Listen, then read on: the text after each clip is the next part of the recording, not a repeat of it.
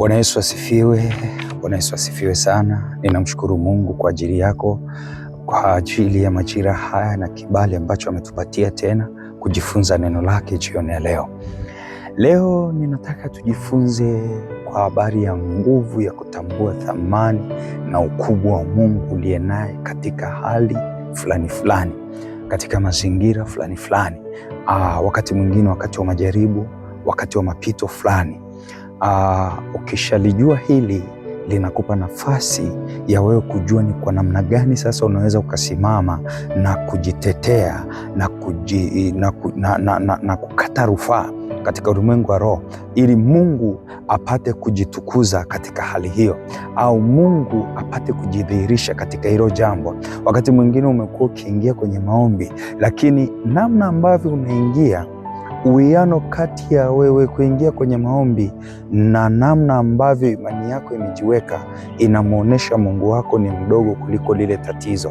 Sasa hii mara nyingi inachelewesha majibu, au wakati mwingine inatuondolea kupata majibu kwa wakati.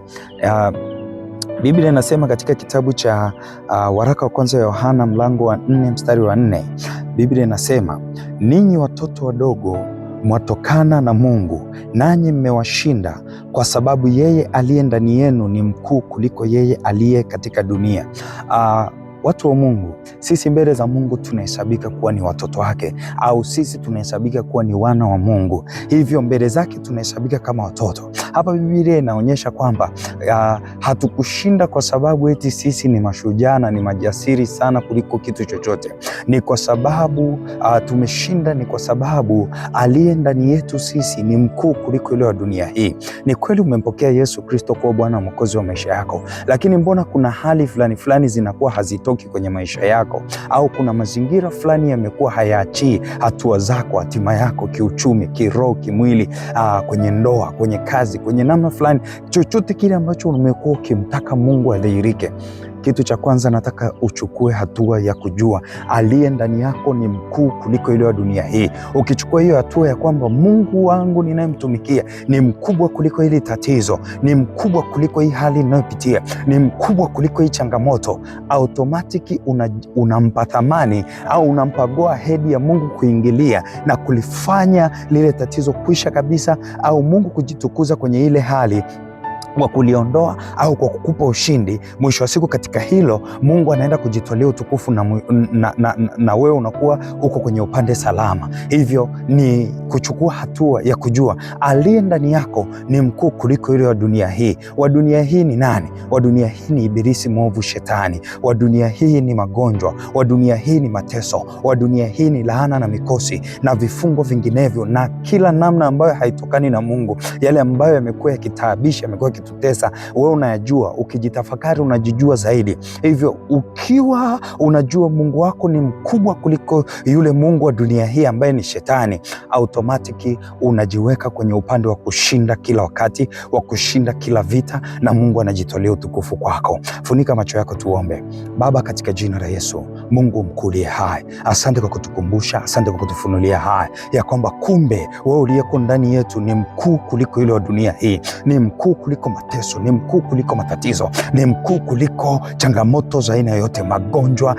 Haimkini kwa namna ya dunia hii yako magonjwa yameonekana kuwa ni makubwa kuliko. Nami Baba, kwa kujua thamani ya kwamba wewe ni mkuu kuliko mungu wa dunia hii ambaye anatafsiriwa kwa mateso, magonjwa na kila namna ya uharibifu, vifungo na kila laana na kila aina ya mikosi, Baba wewe unatafsiriwa kwa kushinda, na zaidi ya kushinda kupitia msalaba. Wewe ukiwa ni mkuu katika maisha yetu, ninatamka na kutangaza juu ya mtu huyu ya kwamba chochote ambacho kimeonekana kuwa ni kikubwa, kuanzia leo wewe ukawe mkubwa juu ya hayo, ili Baba hayo iname, yakasujudu mbele zako, yakaanguke. Maana hakika umesema kila goti litapigwa mbele zako na kila ulimi utakiri ya kuwa wewe ni Bwana. Hivyo Bwana ukajitukuze na kujidhihirisha katika hali ya mtu huyu. Ikiwa ni magonjwa akapokea uponyaji, ikiwa ni changamoto kwenye hali yake, kazini kwake, kwenye maisha yake, kwa namna yoyote, Baba ukajidhihirishe kuwa ni mwenye nguvu na ni mkubwa kuliko hayo, ili Baba ikawa ni ushuhuda, kinywa chake kikasimulia matendo yako makuu,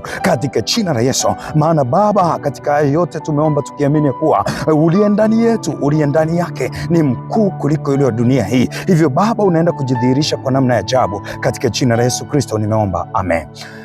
Neema ya Mungu iwe juu yako, ukuu wa Mungu kajidhihirishe. Upatapo ushuhuda, tumia namba hii kutuma ushuhuda wako, au tuwasiliane ukitaka kujifunza neno la Mungu zaidi na zaidi. Neema ya Mungu itakuwa juu yako, na kuanzia leo Mungu atakuwa ni mkubwa katika hali zako. Mungu atadhihirika na kuonekana kuwa mkuu katika kila jambo. Ni swala la wewe kuchukua hatua na kujua kwamba aliye ndani yako, huyu unayemtumikia, Mungu Jehova Elohim, Jehova Adonai, Mungu wa Ibrahim, Isaka na Yakobo, ni mkubwa kuliko hayo ambayo unayaona yanaonekana kuwa ni makubwa kwako. Na baada ya hapo, ukichukua hatua ya imani ya kwamba Mungu ni mkubwa, utashangaa kumwona Mungu akijidhihirisha na kujifunua kwa wepesi kabisa na kwa urahisi kabisa, na utajikuta unashinda katika jina la Yesu.